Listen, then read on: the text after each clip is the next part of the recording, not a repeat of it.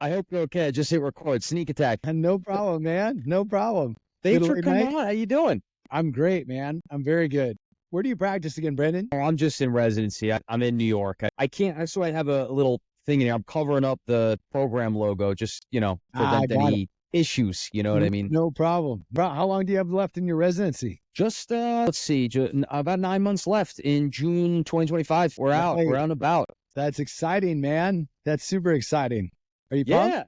Yeah. I love the hat. Limitless. You're the Yeah. limitless dentist. That's my company, man. I've got that one. And I just got another new one too. This is my other one. I'll have to send you one. Oh, I like that. Yeah. So this one I like because it's old school. This is actually, it's corduroy, man. I like it. It's just old school. Is it really? No way. I can't see that from here.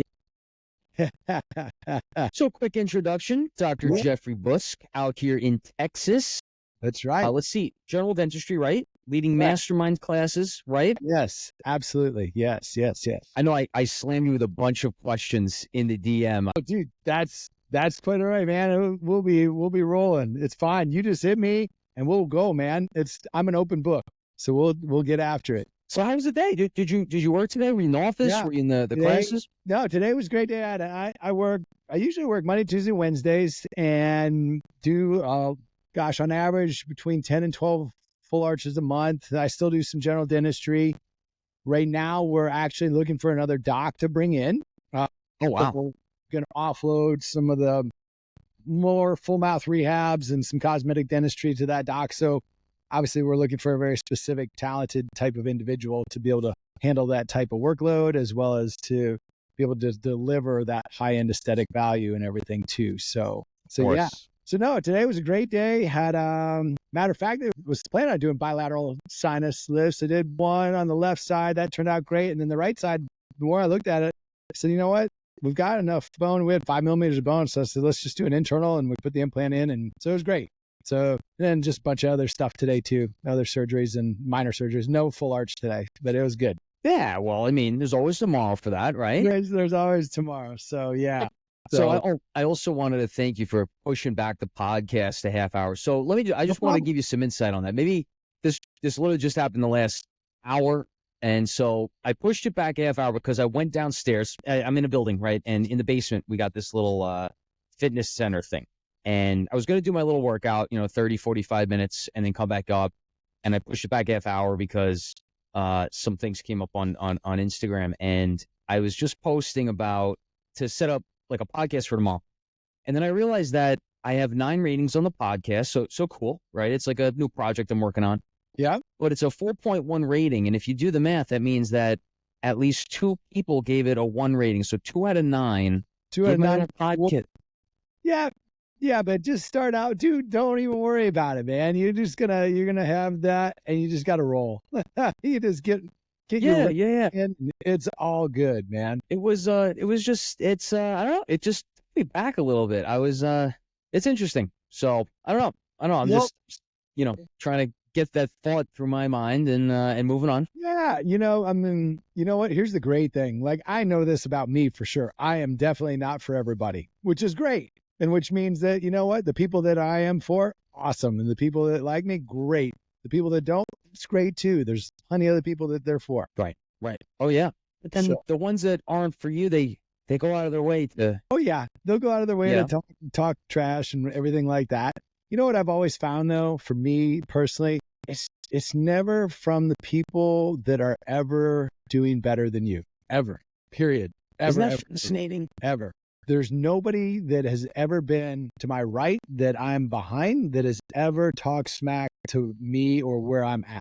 It's always the people to your left that are talking stuff. So yeah. Isn't that amazing? And you're right, 100%. It's just always observation, and it's like saying, well, I wouldn't spend my money on buying that. Well, a lot of times you don't know that because you can't afford it. And if you could afford it, then you might have a different outlook on it. I don't know. But a lot of times when I find people would say, oh, I just never frivolously spend my money on it. If they don't even have the money to make that choice, I don't think that's a fair assumption to be able to say. True. Yeah. Right. It's a different ballgame. Yeah, absolutely. So where'd you grow up, man? I'm from New York, Long Island, Strong Island. Strong Island. I like it, man. I've got a bunch of friends from the East Coast. I grew up in Minnesota, and then we lived in Connecticut for 3 years, and I played a bunch of lacrosse, played hockey all my life, and so hockey and lacrosse are my favorite sports in the world. So a bunch of my buddies that played lacrosse and everything out east too. So, Yeah, a lot of lacrosse in this area. I think everyone grew up playing lacrosse out here. yeah, You said you're from you born in Minnesota? grew up in Minnesota, Rochester, where the Mayo Clinic is, and then we lived in Connecticut, then back to Rochester, and then when I was in college, my parents moved to Texas. I would come down and just like, why am I still living in the bitter cold up here? This is stupid, you know? And I started to look at the dental schools, and they're all ranked really well in Texas. I was like, Texas, here I come. Let's go. And so, yeah, then I came down to Texas. I finished up actually my undergrad at A&M, and then stayed and then went to Baylor Dental School. And gosh, I finished up there in 97, and then just took on a whole bunch of continuing education and just got really, really proficient at what it is that I wanted to do. And at that time, I was really wanting to learn aesthetics, learn a ton with occlusion, and I wanted to learn full mouth rehabs and everything there. So yeah, man. That's awesome.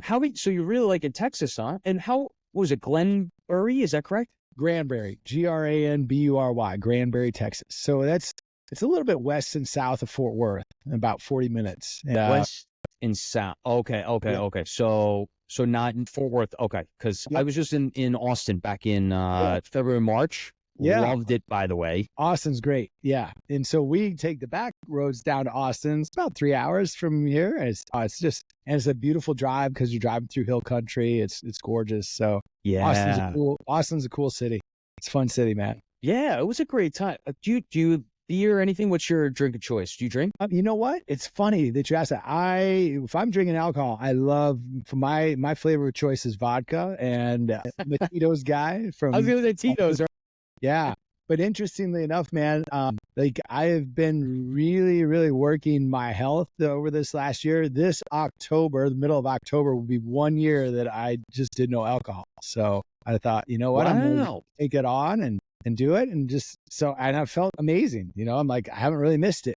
I haven't really missed it at all. There's a cool company called Little Saints. And they make like a mushroom infused, like water and with it is good. So I'll have that while my wife's having a glass of wine. I still feel social, and it's cool, man. So, come October, at the end of October, maybe I'll have a glass of wine or so. But, I just don't miss it. Like I got to the point where I was like, I don't want to ruin my streak, man. Yeah, that streak that's something. You got to behold that streak. It's a mushroom infused water? Yeah. Little Saints, they've got, it looks like a big vodka bottle, and it's got like reishi and lion's mane, and it's got some ginger in there, and it's got like a smoky flavor. You just drink it over ice. It's awesome, man. You got to send me that. That sounds delicious. A little smoky with some ginger. Yeah, it's good, dude. It's good. And you might get me stopped from drinking beer. I got to try this out. Yeah, you don't feel like shit the next day either. That's the other good thing about it too. So, and you know what? Whatever gets you closer to the 6-pack, that's right, man. Dude, and I'm 53, so my target is to get down to 11% body fat, and I'm about 192, 193 right now. I slimmed down about 190. Just really cutting some weight. I was about 202 when I started, and so now I'm starting to stack some muscle back on, and yeah, man, it's fun. It's fun. The older you get, it takes a little bit more to really work it and to put the muscle back. And you just have to pay attention to so much. Like your diet becomes so important, your rest, recovery, eating, and the no alcohol has really helped too. I'm not going to lie. That's for sure. Oh, I'm certain. Now you said put on a little muscle.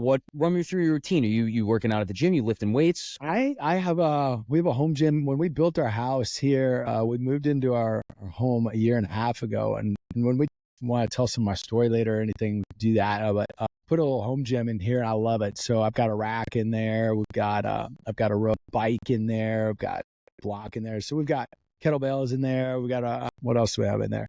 My wife's got a treadmill in there too, and I mean it's a good size, workout stuff. Yeah, you got everything you need. Now, all right, go ahead. What was that?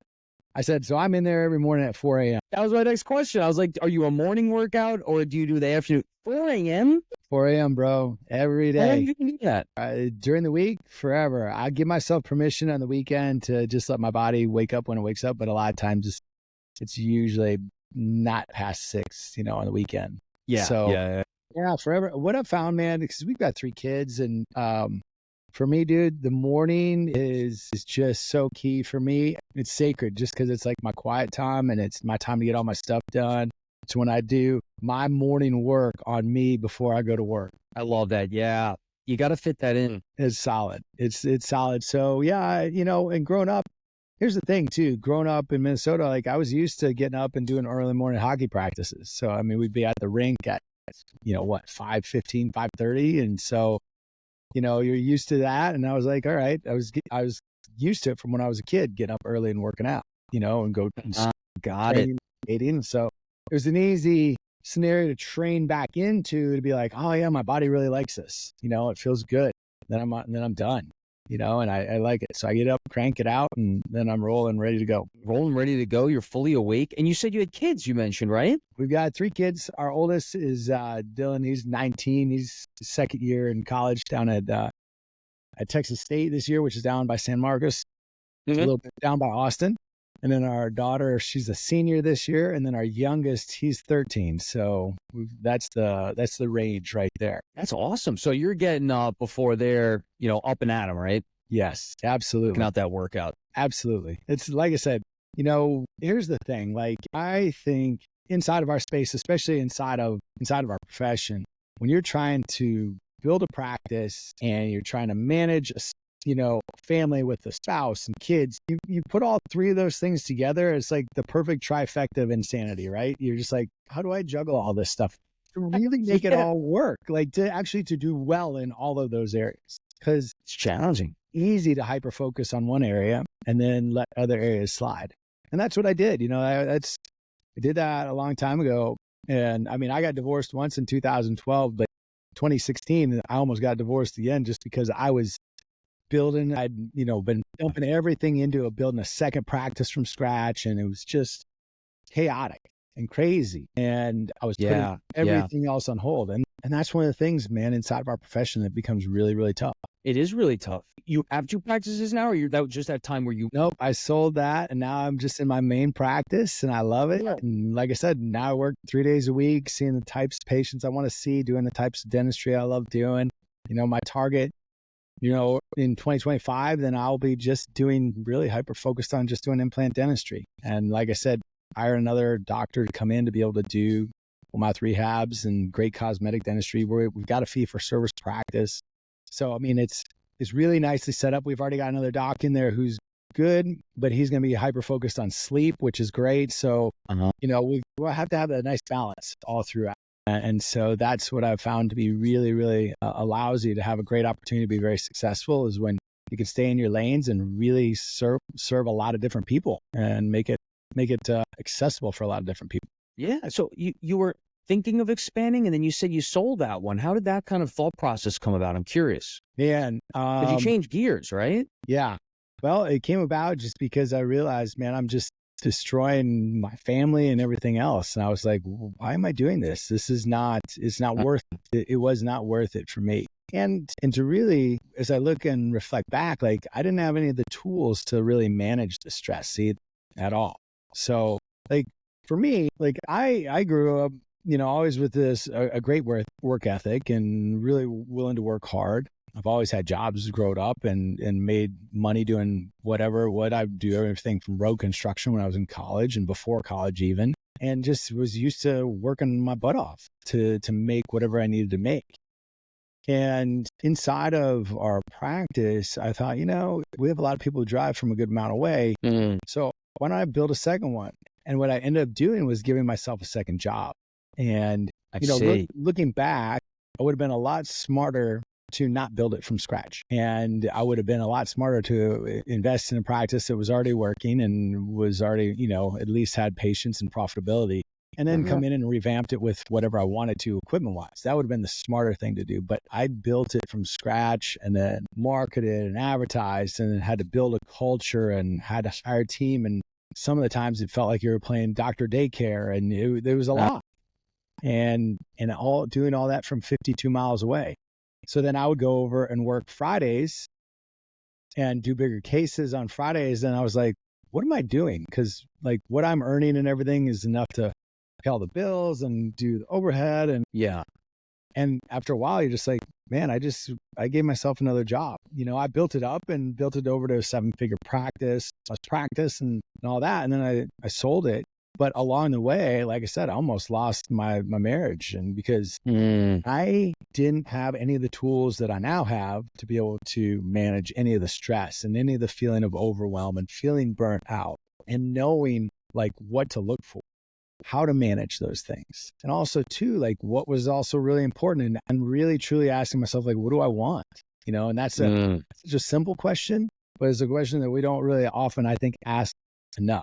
And so for us, it's looking at figuring out what is it that you want and then saying, okay, let's reverse engineer this so we can get it fixed up. Yeah. What were some of those tools that you said that you have them now to kind of run it? Is that so? I'll just share some of my story with you guys, and really a lot of it, like I said, at that point in time, here's where I was at. So I was building that second practice, and at night I would come home and work on it, and that meant I was taking time away from my wife and my kids, and I was getting more and more disconnected with both. Yeah. And I didn't really have any connection or relationship with God at that point either. And health was going down the toilet just because every night, in order to deal with the stress, then I was drinking every night. Gotcha. So I can manage it. And just like, I just needed to sedate in a way to like numb out a little bit and just kind of be on pause. Well, when I was doing that, of course, I didn't feel like getting up and working out at the morning. I was just trying not to have a hangover and just, manage and be able to fly by the seat of my pants the next day. Yeah. But then that ultimately impacts your productivity and everything else. You're just not clear. Finally, in 2016, my wife, we were having a nice brutal argument one night, and she just said, Jeff, I didn't sign up for this shit. The kids and I walk around here every day on eggshells. All we want to do is love you, and you come home and blow up on us. And it was true. I mean, that was like, I didn't even have a response that night. And so I literally laid there in bed and said, God, I said, I know I created this mess, and I just said, please help me and please help my family, and let me find a way out. And then that led me to working with one of my mentors who I still work with, a guy named Garrett White. And he ran a program called Wake Up Warrior, and he still does, but he also ran a program called Warrior Week. And that was the best way I can describe it was the reason I found him is we were watching something one night, and this came across my feed, and it was like a 45-minute documentary. And it was like he was already in my mind telling the story of what was happening. I was like, okay, this guy gets it, and then he gets me as to like what all is going on inside of the stressful world. Yeah. So my wife actually watched it with me, and she said it was for marketing to be able to go to this Warrior Week. And she said, you're going to go do that, aren't you? I said, I think I ought to. And she said, I think so too. I think it'd be good. I had no idea what it cost, no idea what all entailed or anything else. So I got signed up for it. So I went to that in April of 2016, and it changed my way, man, changed the way that I operate forever. And it was the best way I can describe that experience would be if you took Navy SEALs Hell Week, and if you took Tony Robbins and put that and you put Brad Pitt together from Fight Club, all three of those together, and they had a baby, then that was that week.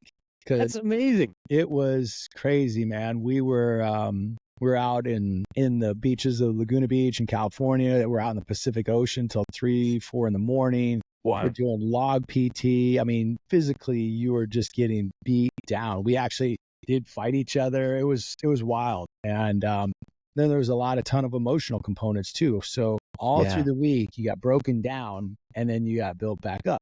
I don't think that is completely necessary now with all the different tools that we have available. Yeah.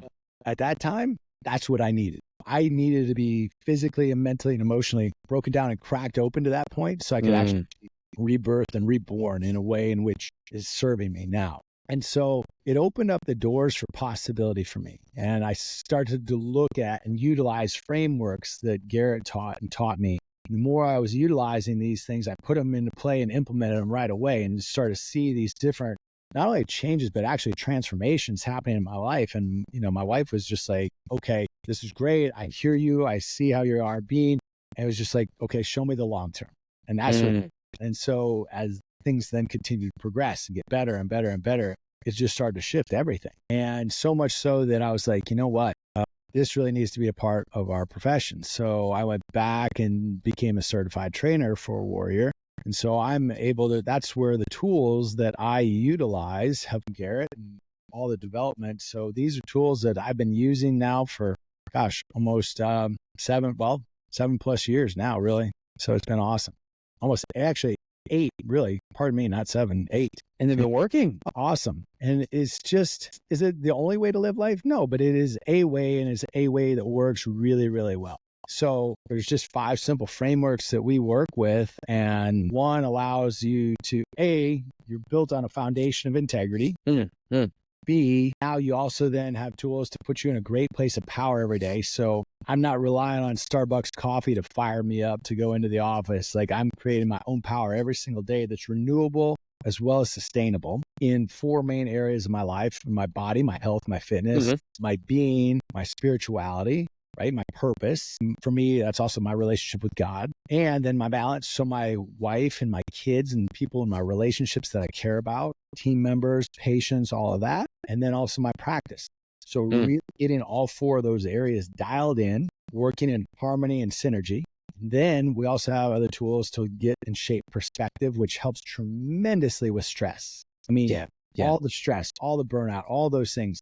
We can run it through an amazing tool called the Stack. And if any of you guys ever follow me on Instagram, you'll see every day I put my lessons from the Stack. And that's what I take out of that one particular tool. So every day I'm getting a lesson and a revelation for myself. And then I'm taking action from that and driving that into my week as well. Not only is it, hey, this is what I learned, this is what I took away from it, this is how I'm applying it in my life. And then I take and put it into application. I think that's one of the other reasons that I'm able to move so fast on things and make decisions and go, because I have certainty after I run through tools of being able to make a decision, be clear, have certainty about an outcome, and then just make the decision to go. And that's a very different place to be as opposed to sitting in this area of sitting in this in-between area. Yeah.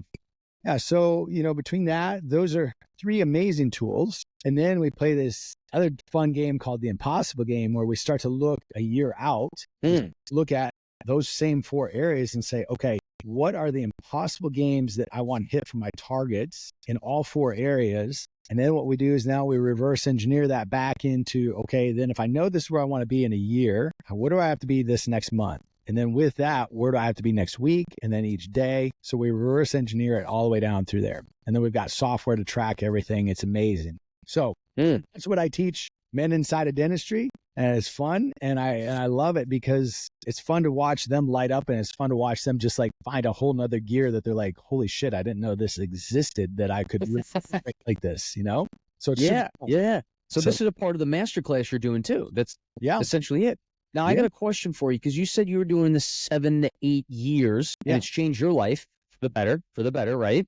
You dial a little bit back on dentistry. You were cut in between the 2 offices. Now I was just thinking, you said about a year ago, you stopped drinking, right? Yes. Did any of this mindset, any of this change that happened 7, 8 years ago, is that kind of maybe another tipping point that happened about a year ago to bring out absolutely the new you? And I would say too, part of it is like, I'll ask questions. A lot of times I had a really great mentor. His name was Jesse Elder. He said, he's down in Austin area. And he said, he goes, I quit at, when somebody say, oh, this is true, you can take that to the bank.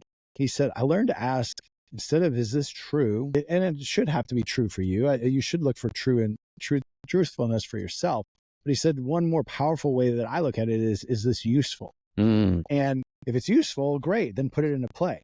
And so really that's the question that I was starting to ask myself with alcohol. Like, is this useful to me right now? In my fitness goals and targets that I'm wanting to attain, is alcohol being useful to me? The answer was no. So I was like, okay, it'll be easier for me to get to my targets if I just give this up. So then it was just an easy decision at that point to be like, okay, I don't need it. Seems to make sense to me. Yeah. Yeah. So when we sit here and look at things from that perspective, that I think is such a powerful way to look at it. And that's what I tell people. It's like, listen, don't trust anything that I'm saying. Test it for yourself, put it into play and find out and ask that question. Is this useful? Can this be useful to me? If it is, awesome. Put it into play and put it into your life. Make things work. If it's not, take it and make it different, or take it from somebody else and find what works for you. Right. Change it. Yes, absolutely. I like that. Make it an actionable item that you can use to your advantage. I like that a lot. Absolutely. Absolutely, man. Here, so I Absolutely. got another question for you then. I Yeah. just put this up on actually I wanted to mention actually, we've been connecting over LinkedIn for a few months now, I Yeah. think, right?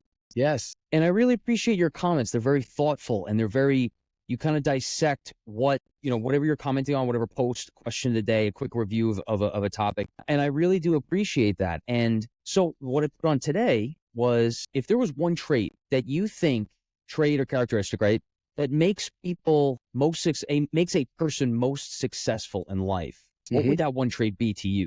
I'm curious. And yes, it's subjective, right? Because No. successful could be monetarily, it could be financial. Success could be how much time you have your family. Yeah. Yeah. Well, I'll tell you how I define success too. Success for me is defined as having a life that I love waking up to. That's to me success. And whether that's financial, family, all that ties into there.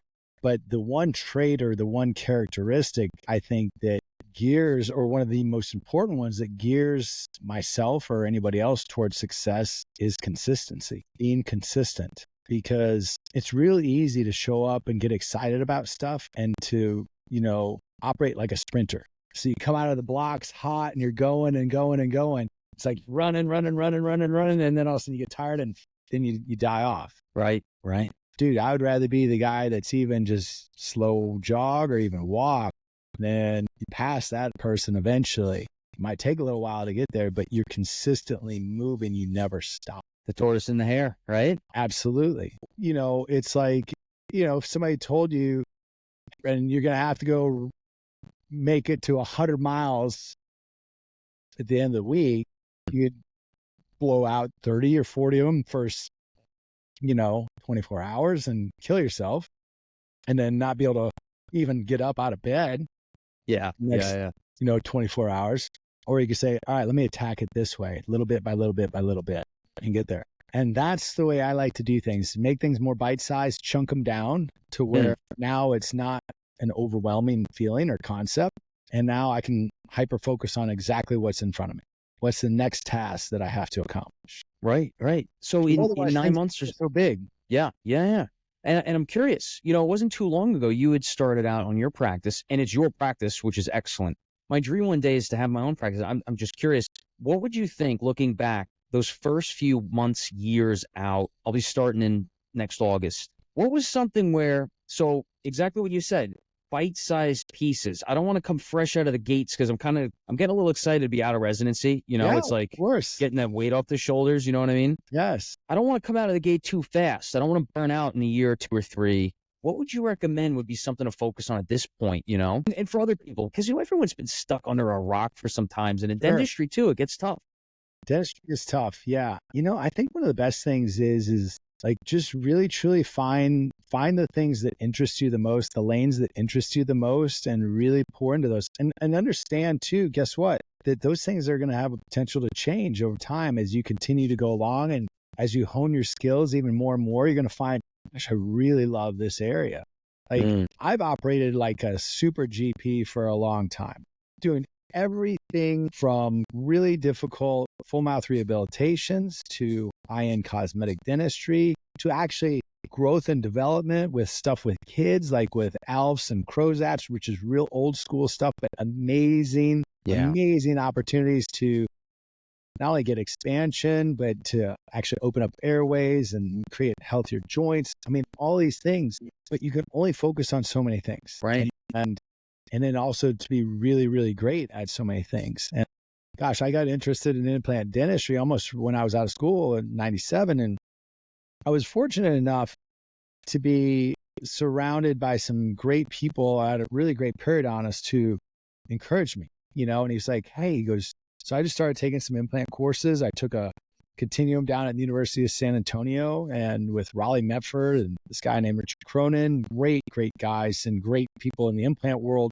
Started my implant trajectory there and journey there.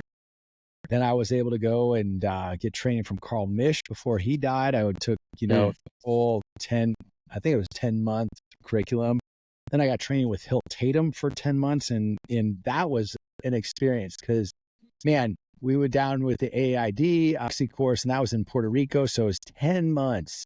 And instead of it being highly didactic, it was 90% surgical. So you're in doing surgery with Hilt every time you went for 3 days on end. And it was just awesome just to watch how masterful he was. And it was just so much fun to be a part of that and just to have those types of experiences. But the reason I'm reiterating all that and telling those stories is the fact that find the areas that you really love and just explore them. And then, because that's what keeps it exciting. Look, I've been doing dentistry now for 27 years and I still love what I get to do. The minute I don't feel like I get to do it anymore is the time that it should be done or you know, and so, that's, I think one of the keys is that, and then I'm also, I think just for me too, I'm a continuous, I love learning and I'm just naturally curious about things. And so the things that I'm interested in, I'm always curious about. So I love to read and I love to look at things. I love to solve things. So staying curious is another big part of it.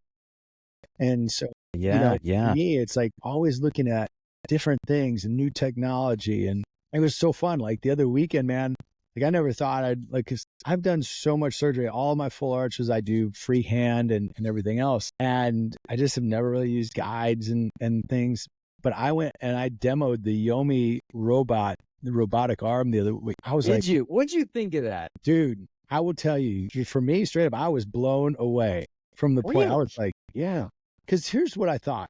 I thought about it from the perspective, like once you made your plan and you were locked into that position, like I tried and, I'm a strong enough guy. I tried to push it off axis. I tried to go deeper. There was no way to deviate. And it was, to me, it was just one of those things that said, you know what, this is kind of really cool. It is a game changer in the essence that you can still increase some efficiency and you can definitely increase some precision. And so when I start to look at things like that, I start to evaluate technology along those lines. We've always, in our practice, dude, we've always been on the leading edge of high tech, high touch. We were some of the first early adopters with CEREC when that first, came out with everything. And we had one of the first cone beams in all of like Fort Worth area. And so like, we've always been with that. We've been with lasers and just all kinds of tech that we've always had in our practice. Yeah. And so I think also too, that's one of the things that our patients kind of really have come to expect is that we're always going to stay right on that leading edge and up to date. That's one of the things that people love they're like, you guys are always up to date.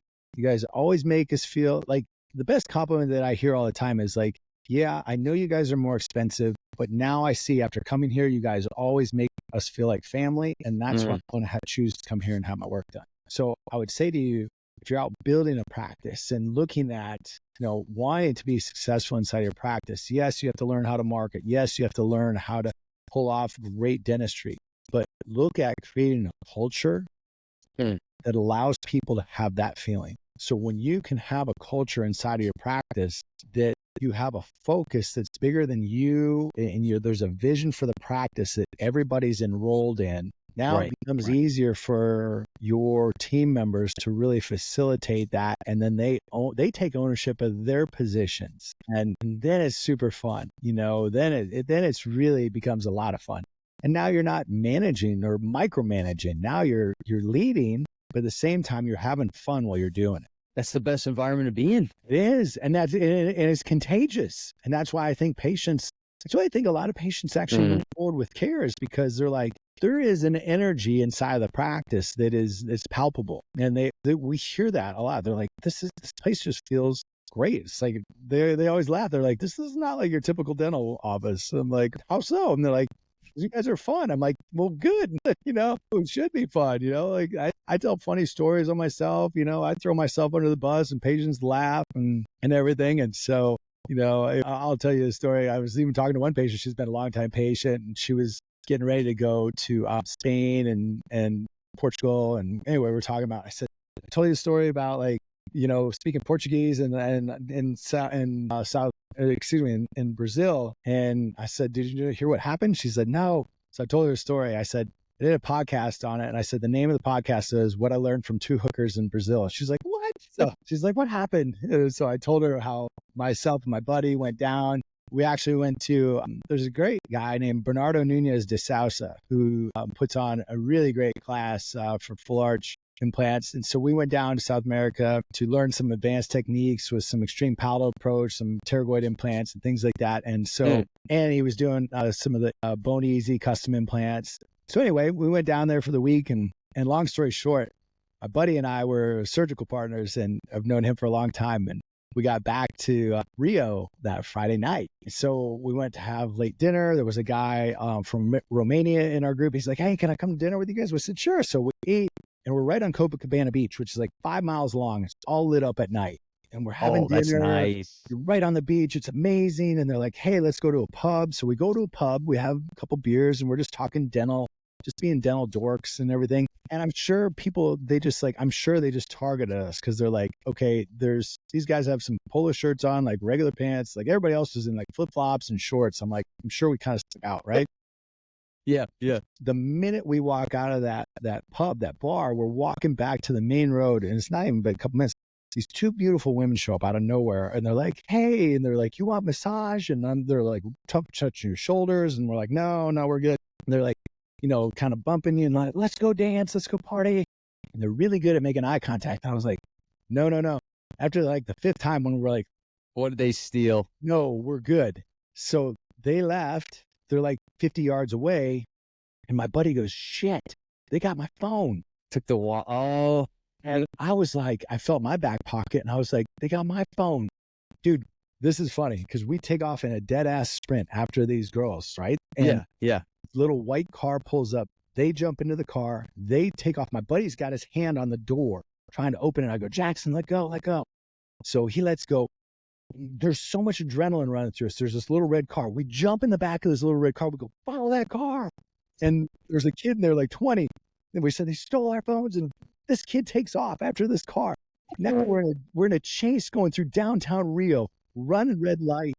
And I'm thinking, what are we doing, man? There's going to be like a bus that comes through here and kills us over some phones, And all of a sudden, that car takes a left, and our car didn't have enough speed. By the time we took the left, there was like 6 roads, and the car was gone. And I was like, so this kid pulls over, and now he's kind of like shaking. He's like, and he couldn't speak a whole lot of English. So we took his phone, took Google Translator, told him what happened. Nicest kid on the planet. He let my buddy call his wife. Hey, cancel my cards on my phone. Then she called my wife, told her what happened, cancel my cards. Now we're in a really bad area in Rio. We're like, dude, can you bring us back to the Fairmont Hotel? And he's like, yeah, no problem. So we got back there. We each gave him a couple $100, and he's like, no, that's too much. We're like, no, our life is worth this. Thank you. And so that's what I titled it, man. What I learned from what I thought were 2 hookers in Brazil, because that's what I presumed they were. And nope. They pickpocketed us right out of the gate, man. And my buddy had the phone in his front pocket. He's like, I never felt it. Mine was in my back pocket. I never felt it either, but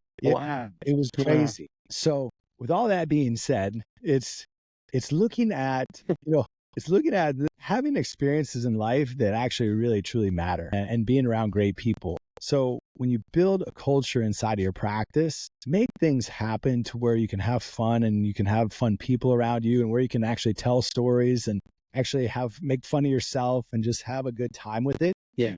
Patients at the end of the day, they want to know that you're a human being too. They want to laugh at you and with you and enjoy and cry with you and celebrate with you. And I think that's a big part of it. Just let people know that you're human.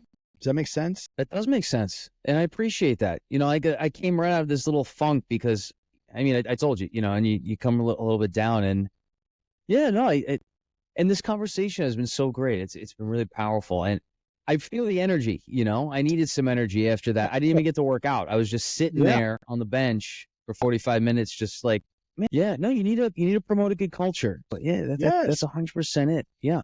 I wanted to ask you too, by the way, right behind you, that's a painting, right? Yeah. That's a painting back there. Yeah. Tell me about this. This is beautiful. What is this? You know what? I honestly can't remember where I got that. I can't remember. I think if I remember right, I got a few pieces of art. I think I found that when I was in New Orleans and had it. Found that? Yeah, it's a great piece of art, and it's just been with me. Let me see if I can flash over to here too. There's that's kind of hard to tell because it's behind a light.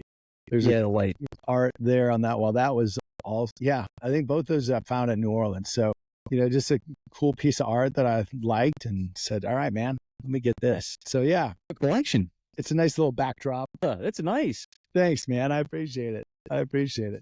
So yeah, I enjoy being here. My wife and I, we moved into our house. This has kind of been our dream house that we got to design about a year and a half ago. And I mean, it took a while to get here, and then we got into here, and it was so worth it to wait for it, to design it and build it from scratch and the way we wanted it. And it's awesome. So we're just enjoying. That is awesome. That's amazing. From scratch. So you guys got to pick out every little thing. We did, and then we worked with with an architect and a designer, and it's been a lot of fun.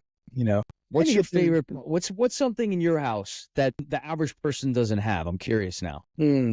I think one of the most favorite things I have is that I can walk out my back door and take about 60 steps and be on my boat dock and push down and then be on the water in 5 minutes to go out and surf or behind the boat or anything like that.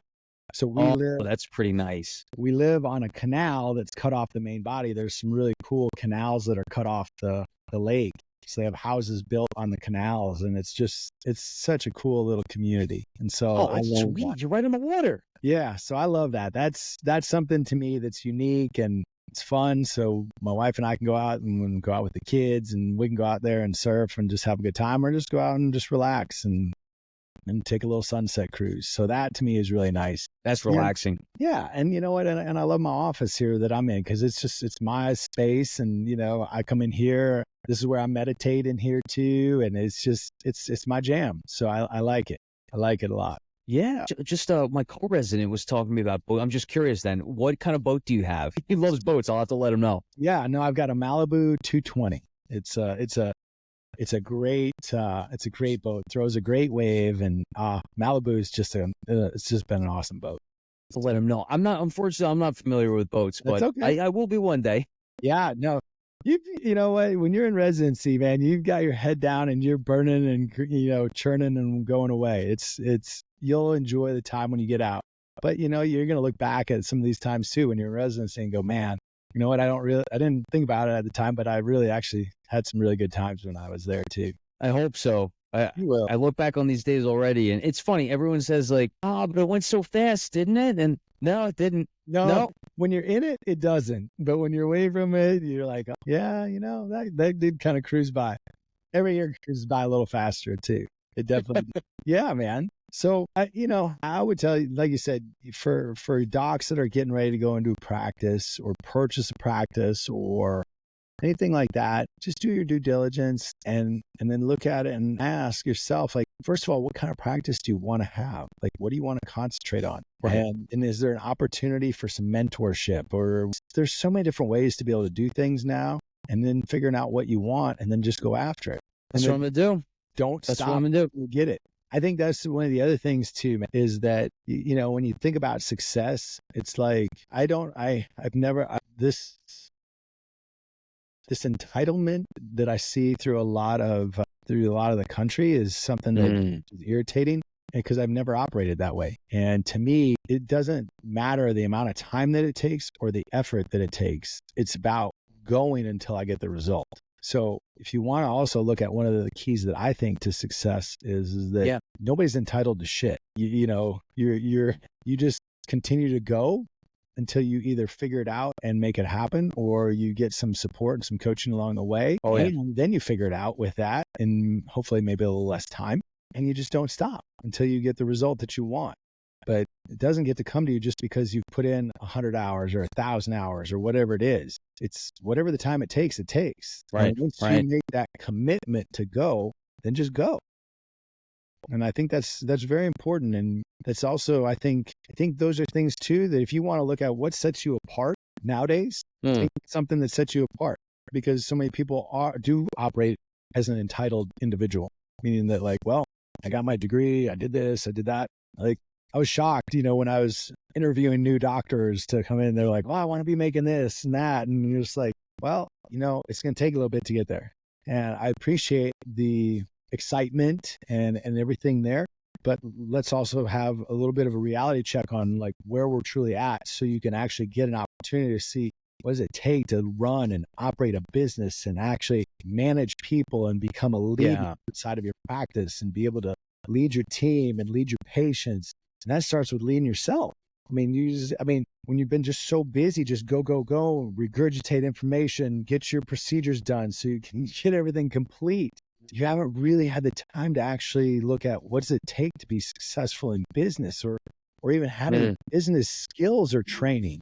That's, I think, one of the downfalls with our profession is that we don't ever get any business sense or business skills or business training. Like, I don't know about you, but I'll ask you a question. Did they go over any marketing skills or anything tactical for you guys in residency? I'm just curious. None whatsoever. Yeah. So, to me, the best way, the analogy that I would make is like, I felt like I was all dressed up for prom, like ready to go. And then like no date. Like, where's my date? Okay. I can do all these amazing things, but where's my date? Where's my, that's what I felt like after I had all this continuing education and knowledge that I poured into. Cause I had this illusion that if I just took all this amazing continuing education, I could do full mouth rehabs, amazing aesthetics and all this, like the patients would just magically know and show up. And I was so disillusioned. And that's one of the things. It's like, you have to be able to learn how to, in today's day and age, how to be a marketer. Yeah. How to be able to market yourself. That's right. And how to keep the business going. You know, I like to refer to it. It's almost like a sailboat, right? The business it's got to stay afloat. That's the finances.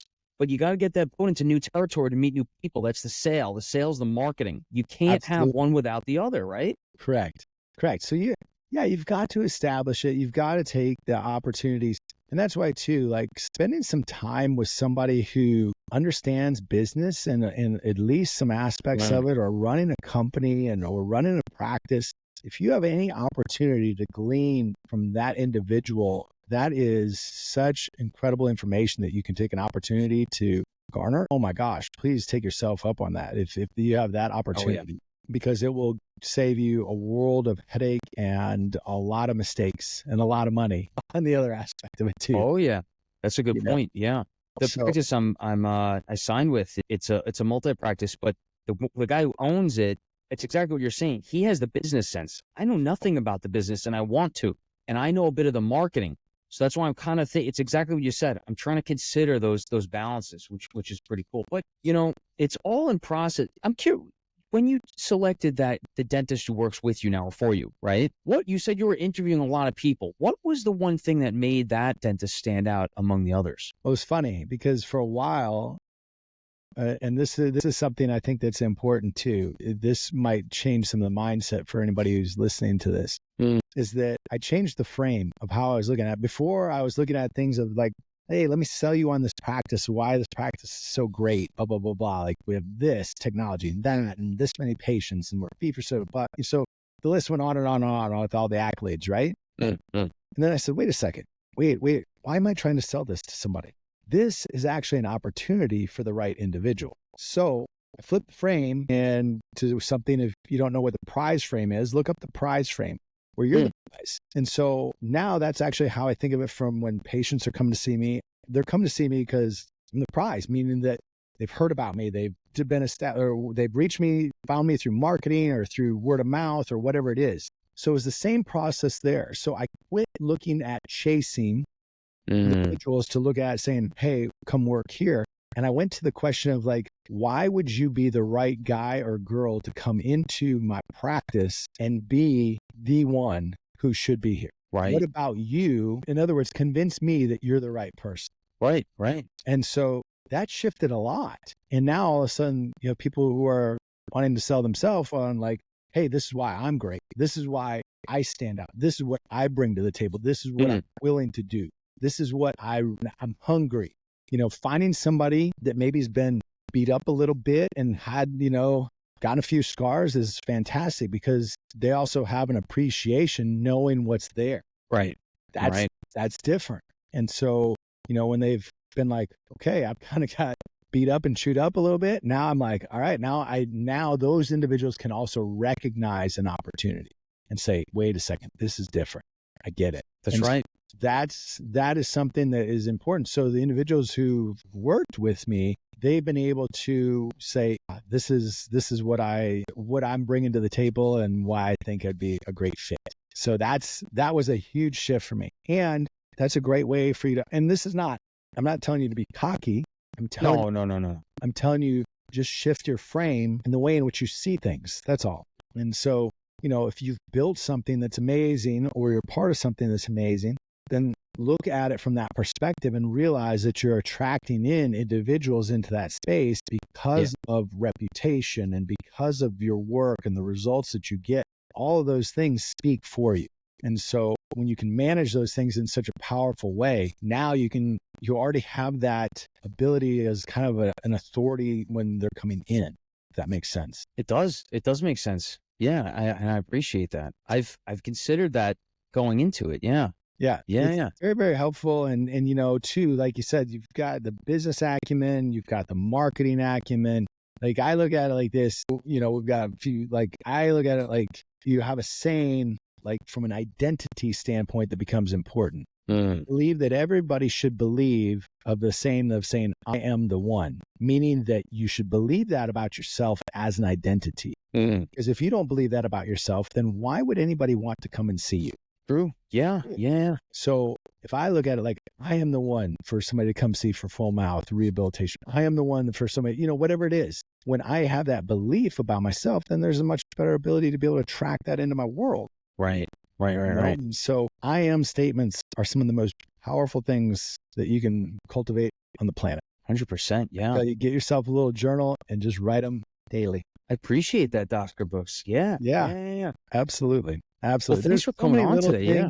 So many little things that you can do that are free, that actually accelerate your ability to be successful, that just takes a little shift. And again, getting back to being committed, disciplined, consistent. Committed, disciplined, and consistent. 1, 2, 3. Yes. And limitless. That's how you become limitless. That's exactly right, my man.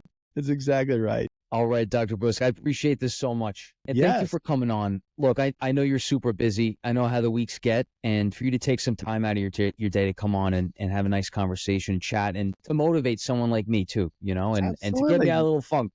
Hey, my pleasure. Hey, if this supports anybody, like just hearing some of the things, here's the thing that I want you guys to know. If a guy like me can figure it out and pull himself out of, I was in a pretty bad pit. And if I can pull myself out of it, if you're not in a great spot, my comment is this: great, because you can recognize it and there's nobody on the planet better than you to be able to solve it, because you're in the position that you're in because of the current actions or inactions that you've chosen, which means that you have the best opportunity to change it and fix it if you're not in the position that you want to be in. Only you know yourself the best, right? Absolutely. And you know what? So nobody's going to come and save you. I will tell you that. It's true. You got to save yourself for sure. But like I said, I've appreciated the opportunity to just be able to spread some of the word, because dentistry can be a very difficult and sometimes very dark and lonely place. And you can kind of sometimes feel like you're out there on an island, even when you're in a group setting. Yeah. You can sometimes feel like, why am I the only one who hasn't been able to figure this out? Understand that everybody feels like at some time. So it's natural and it's normal. The key is surround yourself with great people, have a great community to rely on, and also great people to be able to continue to push you as well as you push them, to be able to take and receive feedback. I think there is so much with having a great, powerful community to surround yourself with that will pay off in spades if you can do that. If you don't have that, look for one. And look for coaches and mentors to be able to speak into your world that have had that experience, that have been able to stand where you have stood, and they can at least show you a pathway or a blueprint that can accelerate your learning and save you a lot of mistakes. I'm a big believer in that. Right. I'll take the tollway all day. I'd rather pay for speed and efficiency all day long. That's right. Especially the older I get. And thank you, man. I appreciate it. It was very nice to visit with you guys. Very nice to visit with the audience here. So I hope what I said today might ring true for some of you guys. And if you guys ever want to find me, you can easily find me also on Instagram, Dr. Jeff Buske. And it's very easy to find me. I'm on there every day too, just putting out some of my work. That's right. At Dr. Jeff Buske. That's right. Yeah. That's right. And thanks again. We had a good conversation. Yeah. Thank you very much, Brennan. Yeah. And I'll see you on the LinkedIn and Instagram. That sounds good. You guys have a All great right. You night. have a great night. Take care.